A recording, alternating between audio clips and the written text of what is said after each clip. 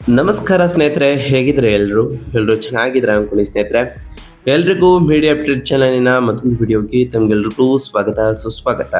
ಸ್ನೇಹಿತರೆ, ಈ 2026ರ ಈ ಒಂದು ವರ್ಷದಲ್ಲಿ ಜೂನ್ 26ರ ನಂತರ ತುಲಾ ರಾಶಿಯವರ ಭವಿಷ್ಯ ಹೇಗಿರಲಿದೆ, ಈ ಜೂನ್ ತಿಂಗಳಿನಲ್ಲಿ ಉಂಟಾದಂತಹ ಗ್ರಹ ಸಂಚಾರದ ಬದಲಾವಣೆಯು ಈ ರಾಶಿಯವರ ಜೀವನದಲ್ಲಿ ಏನೆಲ್ಲ ಬದಲಾವಣೆಗಳನ್ನು ತರಲಿದೆ, ನಿಮ್ಮ ಜೀವನದ ವಿವಿಧ ಅಂಶಗಳಾದಂತಹ ವೃತ್ತಿಯಾಗಿರ್ಬೋದು, ವೈವಾಹಿಕ ಜೀವನ, ಆರ್ಥಿಕ ಸ್ಥಿತಿ, ಕೌಟುಂಬಿಕ ಜೀವನ, ಆರೋಗ್ಯ ಮತ್ತು ಶಿಕ್ಷಣಕ್ಕೆ ಸಂಬಂಧಪಟ್ಟಂತೆ ಏನೆಲ್ಲ ಬದಲಾವಣೆಗಳನ್ನು ಈ ಜೂನ್ 26ರ ನಂತರ ಕಾಣಲಿದ್ದೀರಿ, ಹಾಗೆ ಜುಲೈ ಮೊದಲ ವಾರವು ಈ ರಾಶಿಯವರಿಗೆ ಏನೆಲ್ಲ ಶುಭ ಫಲಿತಾಂಶಗಳನ್ನು ತರಲಿದೆ ಎಂಬುದರ ಸಂಪೂರ್ಣ ಮಾಹಿತಿಯನ್ನು ಇದೇ ವಿಡಿಯೋದಲ್ಲಿ ತಿಳಿಸ್ಕೊಡ್ತಾ ಹೋಗ್ತಾನೆ ಸ್ನೇಹಿತರೆ. ಅದರಿಂದ ವಿಡಿಯೋನ ಸ್ಕಿಪ್ ಮಾಡದೆ ಇಲ್ಲಿಂದ ಕೊನೆ ತನಕ ನೋಡ್ತಾ ಬನ್ನಿ. ಸ್ಕಿಪ್ ಮಾಡಿ ವಿಡಿಯೋ ನೋಡೋದ್ರಿಂದ ನಿಮಗೆ ಫುಲ್ ಆಗಿ ಇನ್ಫಾರ್ಮೇಷನ್ ಅರ್ಥ ಆಗೋದಿಲ್ಲ. ಸೊ ಪ್ರತಿಯೊಂದು ವಿಡಿಯೋದಲ್ಲೂ ಹೇಳೋದಿಷ್ಟೇ, ವಿಡಿಯೋನ ಸ್ಕಿಪ್ ಮಾಡದೆ ಕೊನೆ ತನಕ ನೋಡಿ. ಹಾಗೆ ನಮ್ಮ ಈ ವಿಡಿಯೋ ಇಷ್ಟ ಆಗಿತ್ತು ಅಂದರೆ ವಿಡಿಯೋಗೆ ಒಂದು ಲೈಕ್ ಮಾಡಿ ಸ್ನೇಹಿತರೆ.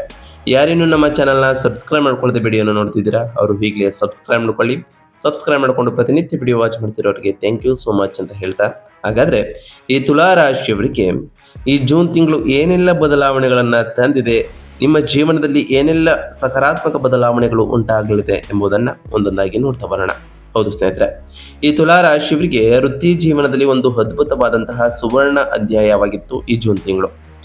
ಕಳೆದ ಒಂದು ವರ್ಷದಿಂದ 9ನೇ ಮನೆಯಲ್ಲಿ ಸಂಚರಿಸುತ್ತಿದ್ದಂತಹ ಅದೃಷ್ಟವಾದ ಗುರು 2ನೇ ಮನೆಯಲ್ಲಿ ಉಚ್ಚ ಸ್ಥಾನವನ್ನು ಆಲ್ರೆಡಿ ಪಡೆದುಕೊಂಡಿರೋ ನಂತರ ಈ ರಾಶಿಯವರಿಗೆ ಬಹಳಷ್ಟು ಒಳ್ಳೆಯ ಫಲಿತಾಂಶಗಳನ್ನು ಈ ತಿಂಗಳು ತರ್ತಾ ಬಂದಿದೆ. ನಿಮ್ಮ ಕಠಿಣ ಪರಿಶ್ರಮಕ್ಕೆ ನಿಮ್ಮ ದುಪ್ಪಟ್ಟು ಪ್ರತಿಫಲವನ್ನು ಈ ತಿಂಗಳು ನೀಡಲಿದ್ದು, ಜೊತೆಗೆ ಸಮಾಜದಲ್ಲಿ ಅತ್ಯುತ್ತಮವಾದಂತಹ ಮನ್ನಣೆಯನ್ನು ಕೂಡ ಗಳಿಸಲಿದ್ದೀರಿ. ಗುರುವಿನೊಂದಿಗೆ ಸೇರಿಕೊಂಡು ಅಸಾಧಾರಣವಾದಂತಹ ರಾಜಯೋಗವನ್ನು ಈ ರಾಶಿಯವರು ಕಾಣಲಿದ್ದು, ಈ ಅದ್ಭುತವಾದಂತಹ ವ್ಯಾಪಾರವನ್ನು ಮಾಡ್ತಿರೋರಿಗೆ 8ನೇ ಮನೆಯಲ್ಲಿನ ಮಂಗಳನ ಆಗಮನವೂ ಕೂಡ ವೈಯಕ್ತಿಕ ಸಂಬಂಧಗಳು ಮತ್ತು ಆರೋಗ್ಯದ ವಿಚಾರದಲ್ಲಿ ಸಾಕಷ್ಟು ಬದಲಾವಣೆಗಳನ್ನು ತರಲಿದೆ. ಹಾಗೆ ಈ ರಾಶಿಯವರು ಈ ತಿಂಗಳ ಕೊನೆವರೆಗೂ ಕೂಡ ತಾಳ್ಮೆಯನ್ನು ಕಾಪಾಡಿಕೊಳ್ಳುವುದು ಬಹಳ ಅಗತ್ಯವಾಗಿರಲಿದೆ ಅಂತಲೇ ಹೇಳ್ಬೋದು. ಹಾಗಾದರೆ ಈ ಜೂನ್ ತಿಂಗಳಿನಲ್ಲಿ ಈ ತುಲಾ ರಾಶಿಯವರಿಗೆ ಇರತಕ್ಕಂತಹ ಪ್ರಮುಖ ಗ್ರಹ ಸಂಚಾರಗಳೇನು, ಅವುಗಳ ಪ್ರಭಾವ ಹೇಗಿತ್ತು ಅನ್ನೋದರ ವಿಚಾರಕ್ಕೆ ಬರೋದಾದರೆ, ಗುರುಗ್ರಹದ ವಿಚಾರಕ್ಕೆ ಬರೋದಾದರೆ, ನಿಮ್ಮ ವೃತ್ತಿ ಸ್ಥಾನದಲ್ಲಿ ಉಚ್ಚ ಸ್ಥಾನದಲ್ಲಿ ಜೂನ್ 2ರಂದೇ ಆಲ್ರೆಡಿ ಪ್ರವೇಶವನ್ನು ಮಾಡಿದಂತಹ ಗುರುವು ಉನ್ನತ ಮಟ್ಟದ ಕಾರ್ಯನಿರ್ವಾಹಕ ಸ್ಥಾನಗಳಲ್ಲಿ ಬಹಳಷ್ಟು ಬದಲಾವಣೆಗಳನ್ನು ತರಲಿದ್ದಾರೆ. ಸ್ಪರ್ಧಾತ್ಮಕ ಕ್ಷೇತ್ರಗಳಲ್ಲಿ ಯಶಸ್ಸನ್ನು ಕಾಣಲಿದ್ದೀರಿ ಮತ್ತು ವ್ಯಾಪಕ ಮನ್ನಣೆಯನ್ನು ಕೂಡ ಇದು ನಿಮಗೆ ನೀಡಲಿದೆ. ಇನ್ನು ವಿಚಾರಕ್ಕೆ ಬರೋದಾದರೆ, 9 ಮತ್ತು 10ನೇ ಮನೆಯಲ್ಲಿ ಶುಕ್ರನು ಈ ತಿಂಗಳು ಸಂಚಾರವನ್ನು ಮಾಡಲಿದ್ದು, ಜೂನ್ 8ರವರೆಗೆ 9ನೇ ಮನೆಯಲ್ಲಿ ಇದ್ದು ಅದೃಷ್ಟವನ್ನು ಶುಕ್ರನು ನಿಮಗೆ ನೀಡಲಿದ್ದಾರೆ. ಅನಂತರ ಉಚ್ಚ ಸ್ಥಾನದಲ್ಲಿ ಗುರುವಿನೊಂದಿಗೆ ಸೇರಲು 10ನೇ ಮನೆಗೆ ಪ್ರವೇಶವನ್ನು ಮಾಡಿ ಅಪಾರವಾದಂತಹ ವೃತ್ತಿಪರ ವರ್ಚಸ್ಸು ಮತ್ತು ಬೌದ್ಧಿಕ ಯಶಸ್ಸನ್ನು ಕೂಡ ಈ ರಾಶಿಯವರು ಈ ಶುಕ್ರನ ಸಂಚಾರದಿಂದ ಕಾಣಲಿದ್ದೀರಿ. ಇನ್ನು ಸೂರ್ಯಗ್ರಹದ ವಿಚಾರಕ್ಕೆ ಬರೋದಾದರೆ, 8 ಮತ್ತು 9ನೇ ಮನೆಯಲ್ಲಿ ಸೂರ್ಯನು ಈ ತಿಂಗಳು ಸಂಚಾರವನ್ನು ಮಾಡಲಿದ್ದು, ಜೂನ್ 15ರವರೆಗೆ 8ನೇ ಮನೆಯಲ್ಲಿ ಇರುವ ಕಾರಣ ಹಠಾತ್ ಹೊಂದಾಣಿಕೆಗಳನ್ನು ಸೂರ್ಯನು ಪ್ರಚೋದಿಸಲಿದ್ದಾರೆ. ಅನಂತರ 9ನೇ ಮನೆಗೆ ಸ್ಥಳಾಂತರಗೊಂಡು ಅದೃಷ್ಟ ಮತ್ತು ಪೂರ್ವಜರ ಆಸ್ತಿಗಳ ಮೂಲಕ ಲಾಭಗಳನ್ನು ಈ ರಾಶಿಯವರಿಗೆ ಈ ತಿಂಗಳ ಕೊನೆವರೆಗೂ ಕೂಡ ತರಲಿದ್ದಾರೆ. ಇನ್ನು ಬುಧ ಗ್ರಹದ ವಿಚಾರಕ್ಕೆ ಬರೋದಾದರೆ, 9 ಮತ್ತು 10ನೇ ಮನೆಯಲ್ಲಿ ಬುಧನು ಈ ತಿಂಗಳು ಸಂಚಾರವನ್ನು ಮಾಡಿರಲಿದ್ದು, ಜೂನ್ 22ರವರೆಗೆ ತನ್ನದೇ ಆದ 9ನೇ ಮನೆಯಲ್ಲಿ ನಿಂತು ವಿದೇಶಿ ಪ್ರಯಾಣ, ಉನ್ನತ ಶಿಕ್ಷಣದ ವಿಚಾರದಲ್ಲಿ ಸಾಕಷ್ಟು ಬದಲಾವಣೆಗಳನ್ನು ತರ್ತಾ ಬಂದರೆ, ಅನಂತರ ವೃತ್ತಿಪರ ಲಾಭಗಳಿಗಾಗಿ 10ನೇ ಮನೆಗೆ ಸ್ಥಳಾಂತರವನ್ನು ಮಾಡಲಿದ್ದಾರೆ. ಇನ್ನು ಮಂಗಳ ಗ್ರಹದ ವಿಚಾರಕ್ಕೆ ಬರೋದಾದರೆ, ಜೂನ್ 21ರವರೆಗೆ ತನ್ನದೇ ಆದ 7ನೇ ಮನೆಯಲ್ಲಿ ವ್ಯಾಪಾರ ಲಾಭಗಳನ್ನು ಮಂಗಳನು ತರಲಿದ್ದು, ಅನಂತರ 8ನೇ ಮನೆಗೆ ಪ್ರವೇಶವನ್ನು ಮಾಡಿ ಅಷ್ಟಮ ಕುಜ ದೋಷ ಮತ್ತು ವಾಕ್ ಸಂಘರ್ಷಣೆಗಳನ್ನು ಮಂಗಳನ ಸಂಚಾರವು ಈ ರಾಶಿಯವರಿಗೆ ಈ ತಿಂಗಳ ಕೊನೆಯ ವಾರದಲ್ಲಿ ನೀಡಬಹುದು. ಇನ್ನು ಶನಿ ಗ್ರಹದ ವಿಚಾರಕ್ಕೆ ಬರೋದಾದರೆ, 6ನೇ ಮನೆಯ ಮೀನ ರಾಶಿಯಲ್ಲಿ ಯಥಸ್ಥಿತಿಯಲ್ಲಿ ಇರತಕ್ಕಂತಹ ಶನಿಯು ಶತ್ರುಗಳ ಮೇಲೆ ವಿಜಯವನ್ನು ತರಲಿದ್ದಾರೆ. ಸಮರ್ಪಿತ ಶ್ರಮದ ಮೂಲಕ ಗುರಿಗಳ ಸಾಕಾರವನ್ನು ಈ ರಾಶಿಯವರು ಶನಿಯ ಸಂಚಾರದಿಂದ ಕಾಣಲಿದ್ದು ಮತ್ತು ರಚನಾತ್ಮಕ ಕಾರ್ಪೊರೇಟ್ ಬೆಳವಣಿಗೆಯನ್ನು ಕೂಡ ಇದು ಖಾತರಿಪಡಿಸಲಿದೆ ಅಂತಲೇ ಹೇಳ್ಬೋದು. ಹಾಗಾದರೆ ಈ ಜೂನ್ 26ರ ನಂತರ ಈ ತುಲಾ ರಾಶಿಯವರಿಗೆ ಏನೆಲ್ಲ ಅದೃಷ್ಟ ಒಲಿಯಲಿದೆ, ನಿಮ್ಮ ವೃತ್ತಿ ಮತ್ತು ಉದ್ಯೋಗ ಏನಿರಲಿದೆ ಅಂತ ನೋಡ್ತಾ ಬರೋದಾದರೆ, ನಿಮ್ಮ ವೃತ್ತಿಪರ ಕ್ಷೇತ್ರದಲ್ಲಿ ಸಂಪೂರ್ಣ ಮ್ಯಾಜಿಕ್ನಂತೆ ಈ ತಿಂಗಳು ಬಹಳಷ್ಟು ಕಾರ್ಯವನ್ನು ನೀವು ನೋಡಿರ್ತೀರಿ. ಈ ತಿಂಗಳ ಮೊದಲ ವಾರದಲ್ಲಿ ಉಚ್ಚ ಸ್ಥಾನದಲ್ಲಿ ಗುರು ತಲುಪಿರುವ ಕಾರಣ, ಹಾಗೆ ಜೂನ್ 8ರಂದು ರಾಶಿ ಅಧಿಪತಿಯಾದಂತಹ ಶುಕ್ರನು ಕೂಡ ಅಲ್ಲಿ ಸೇರಿರೋದ್ರಿಂದ ಇದು ಭವ್ಯವಾದಂತಹ ಕಾರ್ಪೊರೇಟ್ ಯೋಗವನ್ನು ಈ ರಾಶಿಯವರಿಗೆ ನಿರ್ವಹಿಸಲಿದೆ. ನಿಮ್ಮ ಕಾರ್ಯನಿರ್ವಾಹಕ ಪ್ರದರ್ಶನದಿಂದ ಮೇಲಾಧಿಕಾರಿಗಳು ಹೆಚ್ಚು ಪ್ರಭಾವಿತರಾಗ್ತಾ ಹೋಗ್ತಾರೆ. ಬಹುನಿರೀಕ್ಷಿತ ಬಡ್ತಿಗಳು, ವೇತನ ಹೆಚ್ಚಳ ಅಥವಾ ನೀವು ಬಯಸಿದಂತಹ ಕನಸಿನ ಕಾರ್ಯಯೋಜನೆಗಳು ಸುಲಭವಾಗಿ ನಿಮ್ಮ ಕೈ ಸೇರಲಿದೆ ಅಂತಲೇ ಹೇಳ್ಬೋದು. ನಿಮ್ಮ ಯೋಗಕಾರಕನಾದಂತಹ ಶನಿಯು 6ನೇ ಮನೆಯಲ್ಲಿ ಇರೋದ್ರಿಂದ ವೃತ್ತಿಪರ ವಿರೋಧಿಗಳಿಗೆ ಮತ್ತು ನಿಮ್ಮ ಅಚಲವಾದ ಅಧಿಕಾರವನ್ನು ಒಪ್ಪಿಕೊಳ್ಳದೆ ಬೇರೆ ದಾರಿ ಇರೋದಿಲ್ಲ. ಅದರಲ್ಲೂ ಜೂನ್ 15ರಂದು ನಿಮ್ಮ ಲಾಭಾಧಿಪತಿಯಾದಂತಹ ಸೂರ್ಯನು ಕೂಡ 9ನೇ ಮನೆಯಾದ ಭಾಗ್ಯಸ್ಥಾನಕ್ಕೆ ಹೆಜ್ಜೆಯನ್ನು ಹಾಕಿದಾಗ ನಿಮ್ಮ ಅದೃಷ್ಟವು ಸಕ್ರಿಯವಾಗಿ ನಿಮ್ಮ ಬಾಗಿಲನ್ನು ತಟ್ಟಲಿದೆ.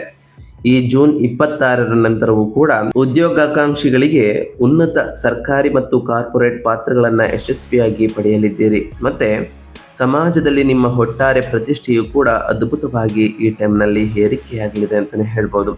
ಇನ್ನು ವ್ಯಾಪಾರ ಮತ್ತು ಸ್ವಯಂ ಉದ್ಯೋಗದ ವಿಚಾರಕ್ಕೆ ಬರೋದಾದರೆ ಈ ರಾಶಿಯವರು ಲಾಭದಾಯಕ ಆರ್ಥಿಕ ಹರಿವನ್ನು ಈ ತಿಂಗಳಿನಲ್ಲಿ ಅನುಭವಿಸಿರ್ತೀರಿ. 7ನೇ ಮನೆಯಲ್ಲಿ ಮಂಗಳ ಮತ್ತು ತನ್ನದೇ ಆದ ಮನೆಯಲ್ಲಿ ನೆಲೆಸಿರುವ ಕಾರಣ ನೀವು ಕೈಗೊಳ್ಳುವಂತಹ ದಿಟ್ಟ ಮತ್ತು ದೃಢವಾದ ಹೆಜ್ಜೆಗಳು ಭವ್ಯವಾದಂತಹ ಲಾಭಗಳನ್ನು ಈ ರಾಶಿಯವರಿಗೆ ತರಲಿದೆ. ಹಾಗೆ ಈ ರಾಶಿಯವರು ಕಾಸ್ಮೆಟಿಕ್ಸ್, ಬಟ್ಟೆ, ಫ್ಯಾಷನ್, ಮಾಧ್ಯಮ, ನೆಟ್ವರ್ಕಿಂಗ್ಗಳು, ಕೃಷಿ ಅಥವಾ ವಾಣಿಜ್ಯ ಏಜೆನ್ಸಿಗಳ ವ್ಯವಹಾರದಲ್ಲಿ ಇದ್ದರೆ ನಿಮ್ಮ ವೃತ್ತಿ ಕ್ಷೇತ್ರದಲ್ಲಿ ಗುರು ಶುಕ್ರರ ಸಂಯೋಜನೆಯು ಅತ್ಯುತ್ತಮವಾದಂತಹ ಬ್ರ್ಯಾಂಡ್ ಇಮೇಜನ್ನು ನಿರ್ಮಿಸಲಿದೆ. ಜೂನ್ 21ರಂದು ಮಂಗಳನು 8ನೇ ಮನೆಗೆ ಆಲ್ರೆಡಿ ಪ್ರವೇಶವನ್ನು ಮಾಡಿರೋ ಕಾರಣ ನಿಮ್ಮ ಆಡಿಟ್ಗಳು ಅಥವಾ ಲೆಕ್ಕಪತ್ರಗಳ ಬಗ್ಗೆ ವ್ಯಾಪಾರ ಪಾಲುದಾರರೊಂದಿಗೆ ಸಣ್ಣ ಪುಟ್ಟ ಆಡಳಿತಾತ್ಮಕ ವಿವಾದಗಳು ಉದ್ಭವಿಸಬಹುದು. ಅದರಿಂದ ಬಹಳ ಎಚ್ಚರಿಕೆಯಿಂದ ಇರಿ.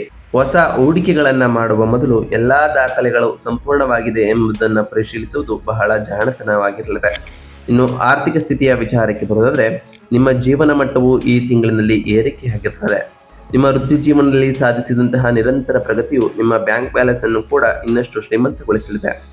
ಅದರಲ್ಲೂ ಸೂರ್ಯನು 9ನೇ ಮನೆಗೆ ಪ್ರವೇಶವನ್ನು ಈ ತಿಂಗಳು ಮಾಡಿರೋ ಕಾರಣ ಇಂದಿನ ಹೂಡಿಕೆಗಳು ಅಥವಾ ಶೇರ್ ಮಾರ್ಕೆಟ್ಗಳ ಮೂಲಕ ಅದ್ಭುತವಾದಂತಹ ಆರ್ಥಿಕ ಅದೃಷ್ಟವನ್ನು ಕೂಡ ಕಂಡಿರ್ತೀರಿ. ಪೂರ್ವಜರ ಆಸ್ತಿಗಳು ಅಥವಾ ಕೌಟುಂಬಿಕ ಆಸ್ತಿಗಳು ಯಶಸ್ವಿಯಾಗಿ ನಿಮ್ಮ ಹೆಸರಿಗೆ ನೋಂದಣಿಯಾಗಲಿದ್ದು ಈ ಜೂನ್ 26ರ ನಂತರವೂ ಕೂಡ ಬಹಳಷ್ಟು ಸಕಾರಾತ್ಮಕ ಬದಲಾವಣೆಗಳನ್ನು ಸೂರ್ಯನ ಸಂಚಾರವು ನಿಮ್ಮ ಜೀವನದಲ್ಲಿ ತರಲಿದೆ. ಹಾಗೆ ಮಂಗಳನು ಕೂಡ ಜೂನ್ 21ರಂದು ಆಲ್ರೆಡಿ ಪ್ರವೇಶವನ್ನು ಮಾಡಿರೋ ಕಾರಣ ನಿಯಮಿತ ಮನೆಯ ಆದಾಯವೂ ಸುಗಮವಾಗಿ ಹರಿತಾ ಹೋಗ್ತದೆ. ಅದರಲ್ಲೂ ಈ ತಿಂಗಳ ಕೊನೆಯಲ್ಲಿ 8ನೇ ಮನೆಯ ಪ್ರಭಾವದಿಂದಾಗಿ ಆಟೋಮೊಬೈಲ್ ಸೇವೆ ಅಥವಾ ವಿಮೆ ಪ್ರೀಮಿಯಂಗಳಿಗೆ ಸಂಬಂಧಪಟ್ಟಂತಹ ಖರ್ಚುಗಳು ಕೂಡ ಎದುರಾಗ್ಬೋದು. ಅವು ನಿಮ್ಮ ಮೂಲಭೂತ ಆರ್ಥಿಕ ಭದ್ರತೆಗೆ ಯಾವುದೇ ರೀತಿಯ ಭಂಗವನ್ನು ತರೋದಿಲ್ಲ ಅಂತಲೇ ಹೇಳ್ಬೋದು. ಇನ್ನು ಆರೋಗ್ಯದ ವಿಚಾರಕ್ಕೆ ಬರೋದಾದರೆ ಆರೋಗ್ಯದ ವಿಚಾರದಲ್ಲಿ ವೃತ್ತಿಸ್ಥಾನದಲ್ಲಿ ಬಲವಾದ ಗುರುವಿನೊಂದಿಗೆ ರಾಶಿಯಾಧಿಪತಿಯಾದಂತಹ ಶುಕ್ರನು ಕೂಡ ಸೇರಿಕೊಂಡಿರೋದ್ರಿಂದ ನಿಮ್ಮ ದೇಹದ ರೋಗ ನಿರೋಧಕ ಶಕ್ತಿ ಮತ್ತು ದೈಹಿಕ ಕಾಂತಿಯು ಅತ್ಯುತ್ತಮವಾಗಿ ಇರಲಿದೆ. ದೀರ್ಘಕಾಲದಿಂದ ಕಾಡಿದಂತಹ ಯಾವುದೇ ಸಣ್ಣ ಪುಟ್ಟ ಆರೋಗ್ಯದ ಸಮಸ್ಯೆಗಳು ಕೂಡ ವೇಗವಾಗಿ ಗುಣಮುಖವಾಗಲು ಪ್ರಾರಂಭಿಸಲಿದೆ. ಈ ಜುಲೈ ಮೊದಲ ವಾರದಲ್ಲೂ ಕೂಡ ಆರೋಗ್ಯದ ಬಗ್ಗೆ ಯಾವುದೇ ರೀತಿಯ ಸಮಸ್ಯೆಗಳನ್ನು ಈ ರಾಶಿಯವರು ಕಾಣೋದಿಲ್ಲ. ಅಷ್ಟಮ ಕುಜನ ಸಂಚಾರವು ಹಠಾತ್ ಜಾರಿ ಬೀಳಬಹುದು. ಕಿರಿಕಿರಿಯಲ್ಲಿನ ಏರಿಕೆ ಅಥವಾ ರಕ್ತದೊತ್ತಡದಲ್ಲಿ ಸಣ್ಣ ಪುಟ್ಟ ವ್ಯತ್ಯಾಸಗಳನ್ನು ಉಂಟು ಮಾಡಬಹುದು. ವಾಹನಗಳನ್ನು ಚಲಾಯಿಸುವಾಗ, ಫೋನ್ ಕಾರ್ಯಗಳನ್ನು ನಿರ್ವಹಿಸುವಾಗ ಅಥವಾ ಅತಿ ವೇಗದಿಂದ ದೂರವಿರುವುದು ಕೂಡ ಅತ್ಯಂತ ನಿರ್ಣಾಯಕವಾಗಿರಲಿದೆ.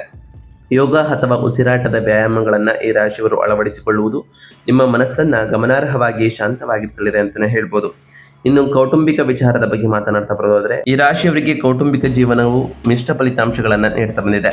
ಶುಭ ಗ್ರಹಗಳು ನಿಮ್ಮ ವೃತ್ತಿ ಜೀವನದ ಸಾಧನೆಯನ್ನು ಇಡೀ ಕುಟುಂಬವು ಸಂತೋಷದಿಂದ ಆಚರಿಸುವುದನ್ನು ಖಚಿತಪಡಿಸಲಿದ್ದು ಈ ಜೂನ್ 26ರ ನಂತರವೂ ಕೂಡ ನಿಮ್ಮ ವೈವಾಹಿಕ ಕ್ಷೇತ್ರವು ಪ್ರಜ್ಞಾಪೂರ್ವಕವಾಗಿ ಕಾಳಜಿಯನ್ನು ವಹಿಸಲಿದೆ. ಹಾಗೆ ನೀವು ಆತುರದಲ್ಲಿ ಆಡುವಂತಹ ಕಠಿಣ ಮಾತುಗಳು ಪರಸ್ಪರ ನೋವನ್ನು ಉಂಟು ಮಾಡಬಹುದು. ನಿಮ್ಮ ಸಂಬಂಧವು ಬಲವಾಗಿರಲು ಮೌನ ಮತ್ತು ಮೃದುವಾದ ರಾಜಿ ಸಂಧಾನಕ್ಕೆ ಆದ್ಯತೆ ನೀಡುವುದು ಈ ರಾಶಿಯವರಿಗೆ ಅಗತ್ಯವಾಗಿರಲಿದೆ. ಇನ್ನು ಶಿಕ್ಷಣ ಮತ್ತು ವಿದ್ಯಾರ್ಥಿಗಳ ವಿಚಾರಕ್ಕೆ ಬರೋದಾದರೆ ಜೂನ್ 22ರಂದಿಯೇ ಬುಧನು ಸಂಚಾರವನ್ನು ಮಾಡಿರೋ ಕಾರಣ ತನ್ನದೇ ಆದ ರಾಶಿಯಲ್ಲಿ ಪ್ರಬಲವಾಗಿ ನೆಲೆಸಿರೋದ್ರಿಂದ ಉನ್ನತ ವ್ಯಾಸಂಗ ಮಾಡ್ತಿರೋರಿಗೆ ಈ ರಾಶಿಯ ವಿದ್ಯಾರ್ಥಿಗಳಿಗೆ ಅತ್ಯುತ್ತಮವಾದ ಹಂತವನ್ನು ಕಾಣ್ತಾ ಹೋಗ್ತೀರಿ. ವಿದೇಶ ಪ್ರಯಾಣಕ್ಕೆ ಅಗತ್ಯವಿರುವವರು ವೀಸಾಗಳು ಮತ್ತು ವಿದ್ಯಾರ್ಥಿ ವೇತನ ಅನುದಾನವೂ ಕೂಡ ಸುಗಮವಾಗಿ ನಿಮಗೆ ಮಂಜೂರಾಗ್ತಾ ಹೋಗ್ತದೆ. ಕರ್ಮಸ್ಥಾನದಲ್ಲಿ ಉಚ್ಚ ಸ್ಥಾನದಲ್ಲಿ ಗುರು ಕೃಪೆಯಿಂದಾಗಿ ತಾಂತ್ರಿಕ ಸಂದರ್ಶನಗಳು ಅಥವಾ ಕ್ಯಾಂಪಸ್ ಪ್ಲೇಸ್ಮೆಂಟ್ಗಳಿಗೆ ಹಾಜರಾಗುವ ವಿದ್ಯಾರ್ಥಿಗಳು ಅತ್ಯಂತ ಸುಲಭವಾಗಿ ಉದ್ಯೋಗವನ್ನು ಪಡೆದುಕೊಳ್ಳಲಿದ್ದೀರಿ ಅಂತಲೇ ಹೇಳ್ಬೋದು. ಒಟ್ಟಾರೆಯಾಗಿ ಸಾಕಷ್ಟು ಬದಲಾವಣೆಗಳನ್ನು ಕೂಡ ಈ ಜೂನ್ 26ರ ನಂತರ ಕಾಣ್ತಾ ಬರ್ತೀರಿ.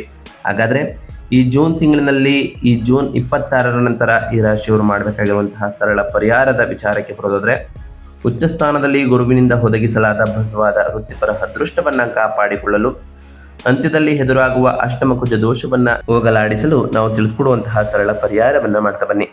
ಜೂನ್ 21ರ ನಂತರ 8ನೇ ಮನೆಗೆ ಮಂಗಳನು ಆಲ್ರೆಡಿ ಪ್ರವೇಶವನ್ನು ಮಾಡಿರೋ ಕಾರಣ ಕೌಟುಂಬಿಕ ಘರ್ಷಣೆಗಳು ಅಥವಾ ವಾಹನದ ಅಡೆತಡೆಗಳನ್ನು ಎದುರಿಸಲು ಪ್ರತಿ ಮಂಗಳವಾರದಂದು ಸುಬ್ರಹ್ಮಣ್ಯ ಸ್ವಾಮಿ ದೇವಸ್ಥಾನಕ್ಕೆ ಭೇಟಿ ನೀಡಿ ಮತ್ತು ತುಪ್ಪದ ದೀಪವನ್ನು ಹಚ್ಚುತ್ತಾ ಬನ್ನಿ. ಇದರಿಂದ ಸಾಕಷ್ಟು ಬದಲಾವಣೆಗಳನ್ನು ಕಾಣಲಿದ್ದೀರಿ.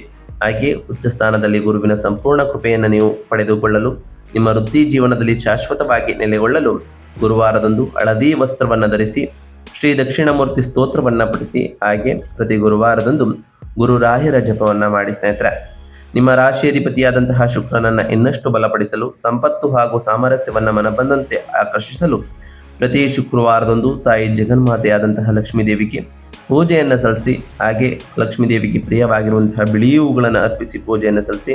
ಇದು ನಿಮ್ಮ ಜೀವನದಲ್ಲಿ ಸಾಕಷ್ಟು ಬದಲಾವಣೆಗಳನ್ನು ತರಲಿದ್ದು, ಶುಕ್ರವಾರದಂದು ಮಹಾಲಕ್ಷ್ಮಿ ಅಷ್ಟಕವನ್ನು ಪಠಿಸ್ತಾ ಬನ್ನಿ ಸ್ನೇಹಿತರೆ. ಇದು ಕೂಡ ಬಹಳಷ್ಟು ಬದಲಾವಣೆಗಳನ್ನು ತರಲಿದೆ. ಹಾಗೆ ಪ್ರತಿ ಶನಿವಾರದಂದು ಓಂ ಶಂ ಶನೈಶ್ವರಾಯ ನಮಃ ಎಂಬ ಮಂತ್ರವನ್ನು ಜಪಿಸಿ, ಸಾಧ್ಯವಾದರೆ ಶನಿದೇವರ ದೇವಾಲಯಕ್ಕೆ ತೆರಳಿ ಶನಿದೇವರಿಗೆ ಪ್ರಿಯವಾಗಿರುವಂತಹ ಕಪ್ಪು ಎಳ್ಳಿನ ಬತ್ತಿಯನ್ನು ಹಚ್ಚುತ್ತಾ ಬನ್ನಿ. ಇದು ನಿಮ್ಮ ಎಲ್ಲ ಸಕಾರಾತ್ಮಕ ಪ್ರಭಾವಗಳಿಗೆ ಕಾರಣವಾಗಲಿದೆ ಅಂತಲೇ ಹೇಳ್ಬೋದು. ನಾವು ತಿಳಿಸ್ಕೊಡುವಂತಹ ಈ ಎಲ್ಲ ಸರಳ ಪರಿಹಾರಗಳನ್ನು ಈ ರಾಶಿಯವರು ಮಾಡಿದ್ದೇ ಆದರೆ ನಿಮ್ಮ ಜೀವನದಲ್ಲಿ ಸಾಕಷ್ಟು ಬದಲಾವಣೆಗಳನ್ನು ಕಾಣ್ತಾ ಬರ್ತೀರಿ. ನೀವು ಅಂದುಕೊಂಡಿರುವಂತಹ ಕಾರ್ಯಗಳು ಕೂಡ ಯಾವುದೇ ಅಡೆತಡೆ ಇಲ್ಲದೆ ನೆರವೇರ್ತಾ ಬರ್ತದೆ ಸ್ನೇಹಿತರೆ. ಇದಾಗಿತ್ತು ಇವತ್ತಿನ ಒಂದು ವಿಡಿಯೋ ಸ್ನೇಹಿತರೆ. ವಿಡಿಯೋ ಇಷ್ಟ ಆಗಿತ್ತು ಅಂದರೆ ವಿಡಿಯೋಗೆ ಒಂದು ಲೈಕ್ ಮಾಡಿ. ಯಾರೇನು ನಮ್ಮ ಚಾನಲ್ನ ಸಬ್ಸ್ಕ್ರೈಬ್ ಮಾಡ್ಕೊಂಡಿಲ್ಲ ಅವರು ಈಗಲೇ ಸಬ್ಸ್ಕ್ರೈಬ್ ಮಾಡ್ಕೊಳ್ಳಿ. ಸಬ್ಸ್ಕ್ರೈಬ್ ಮಾಡ್ಕೊಂಡು ಪ್ರತಿನಿತ್ಯ ವಿಡಿಯೋ ವಾಚ್ ಮಾಡ್ತಿರೋರಿಗೆ ಥ್ಯಾಂಕ್ ಯು ಸೋ ಮಚ್ ಅಂತ ಹೇಳ್ತಾ, ಹಾಗೆ ಕಮೆಂಟ್ನಲ್ಲಿ ಓಂ ಶನೈಶ್ವರಾಯ ನಮಃ, ಓಂ ಗುರುಭ್ಯೋ ನಮಃ, ಓಂ ಲಕ್ಷ್ಮೀನಾರಾಯಣಾಯ ನಮಃ, ಓಂ ಅಂಗರಾಯಕಾಯ ನಮಃ, ಓಂ ಸೂರ್ಯದೇವಾಯ ನಮಃ ಎಂದು ಕಮೆಂಟ್ ಮಾಡಿ ಸ್ನೇಹಿತರೆ. ಆ ಶನಿದೇವರು, ಮಂಗಳದೇವ, ಗುರುದೇವ, ಲಕ್ಷ್ಮೀನಾರಾಯಣ, ಸೂರ್ಯದೇವ ನಿಮಗೆ ಆಯುಷ್ಯ ಆರೋಗ್ಯ ಸಮೃದ್ಧಿಗಳನ್ನು ಕೊಟ್ಟು ಕಾಪಾಡಲಿ ಅಂತ ಆ ದೇವರಲ್ಲಿ ಕೇಳ್ಕೊಳ್ತಾ ಇವತ್ತಿನ ಒಂದು ವಿಡಿಯೋನ ಮುಗಿಸ್ತಿದ್ದೀನಿ ಸ್ನೇಹಿತರೆ. ಸಿಗ್ತೇನೆ ಮತ್ತೊಂದು ವಿಡಿಯೋದೊಂದಿಗೆ. Thank you for watching.